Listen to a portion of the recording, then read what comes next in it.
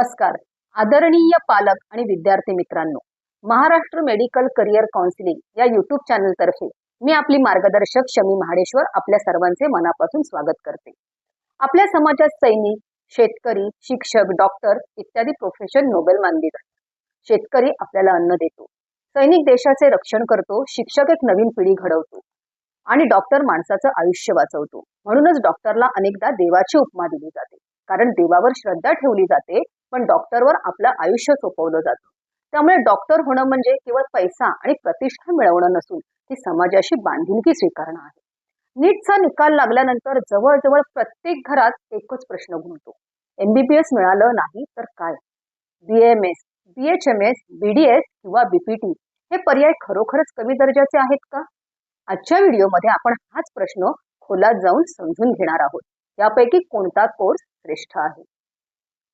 खरं सांगायचं तर कोणताही मेडिकल कोर्स मुळातच श्रेष्ठ किंवा कनिष्ठ नसतो. तो श्रेष्ठ ठरतो जेव्हा तो योग्य विद्यार्थ्याच्या हातात जातो. म्हणूनच करिअरचा निर्णय घेताना 3 गोष्टींचा एकत्र विचार करावा लागतो. सगळ्यात महत्वाची पहिली गोष्ट आहे विद्यार्थ्यांची आवड व कौशल्य. दुसरी गोष्ट आहे मिळालेले मार्क्स आणि तिसरी आहे पालकांची आर्थिक स्थिती किंवा आर्थिक क्षमता. यापैकी एक जरी गोष्ट दुर्लक्षित झाली तरी पुढे जाऊन त्या निर्णयाचं ओझं संपूर्ण कुटुंबाला सहन करावं लागतं आणि कधी कधी संपूर्ण कुटुंब त्यात भरडलं जातं. सर्वप्रथम आपण MBBS बद्दल बोलूया.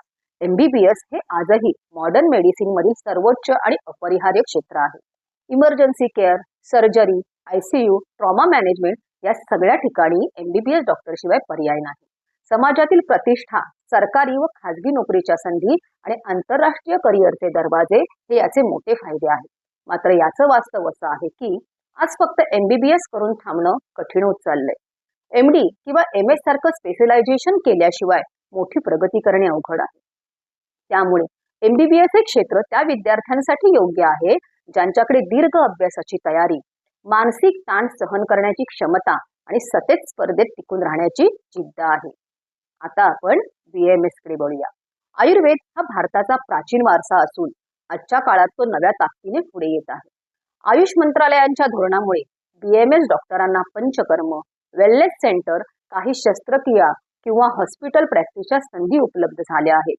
सरकारच्या धोरणामुळे सरकारी नोकरीच्या संधी उपलब्ध झाल्या आहेत. सध्याचा ट्रेंड असा आहे की लोक नैसर्गिक, साईड इफेक्ट नसलेल्या उपचारांकडे मोठ्या प्रमाणावर वळत आहेत.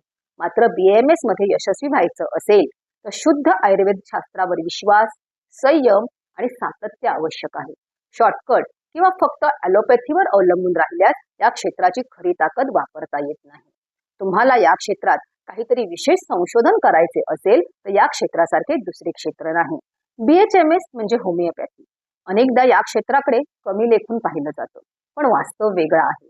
होमिओपॅथी विशेषतः क्रॉनिक आजार, ॲलर्जी, त्वचारोग, मुलांचे आजार आणि जीवनशैलीशी संबंधित समस्यांमध्ये प्रभावी ठरते. या उपचार पद्धतीत रुग्णावर वेळ घालवावा लागतो, निरीक्षण करावं लागतं आणि संयम ठेवावा लागतो. म्हणून BHMS हे क्षेत्र त्या विद्यार्थ्यांसाठी योग्य आहे ज्यांना रुग्णाची दीर्घकालीन नातं तयार करायचं आहे. एकदा रुग्णाचा विश्वास बसला की होमिओपॅथिक प्रॅक्टिस अत्यंत स्थिर आणि समाधानकारक ठरते.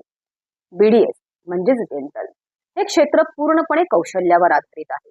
आज शहरांमध्ये डेंटिस्टची संख्या वाढलेली आहे, तरी कॉस्मॅटिक डेंटिस्ट्री, इम्प्लांट्स आणि डिजिटल डेंटिस्ट्री मध्ये प्रचंड स्कोप आहे. सध्याचा ट्रेंड हा कौशल्य आणि तंत्रज्ञानाकडे झुकलेला आहे. त्यामुळे BDS मध्ये यशस्वी व्हायचं असेल तर सातत्य, नवीन कौशल्य आत्मसात करणं आणि व्यावसायिक दृष्टिकोन ठेवणं आवश्यक आहे. योग्य हस्तकौशल्य आणि नियोजन असेल तर हे क्षेत्र आर्थिकदृष्ट्या अत्यंत सक्षम ठरू शकतं. नंतर ॲलोपॅथीच्या म्हणजेच मॉडर्न मेडिसिनच्या प्रॅक्टिससाठी जे ॲडिशनल कोर्स केले जातात त्यामध्ये मॉडर्न फार्माकोलॉजी म्हणजे CCMP certificate course in modern pharmacology हा कोर्स करावा लागतो. त्यानंतर BAMS, BHMS डॉक्टरना काही प्रकारच्या आजारांवर ॲलोपॅथीची औषधे देता येतात. आता आपण BPT म्हणजेच फिजिओथेरपीकडे पाहूया.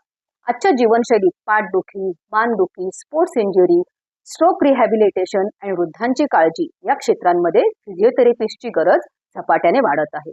Hospital, sports academy, fitness centres आणि होम केअरमध्ये BPTला मोठी मागणी आहे.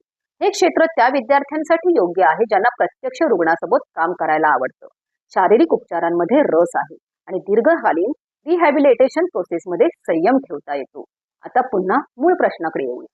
कोणता कोर्स श्रेष्ठ आहे? खरं उत्तर असं आहे, योग्य विद्यार्थी प्लस योग्य कौशल्य प्लस योग्य मार्गदर्शन इज इक्वल टू तोच कोर्स श्रेष्ठ. MBBS श्रेष्ठ ठरतो जेव्हा विद्यार्थी त्या ताणासाठी तयार असतो. BAMS आणि BHMS श्रेष्ठ ठरतात जेव्हा विद्यार्थी उपचार पद्धतीवर विश्वास ठेवतो. BDS आणि BPT श्रेष्ठ ठरतात जेव्हा कौशल्य आणि समर्पण असतं.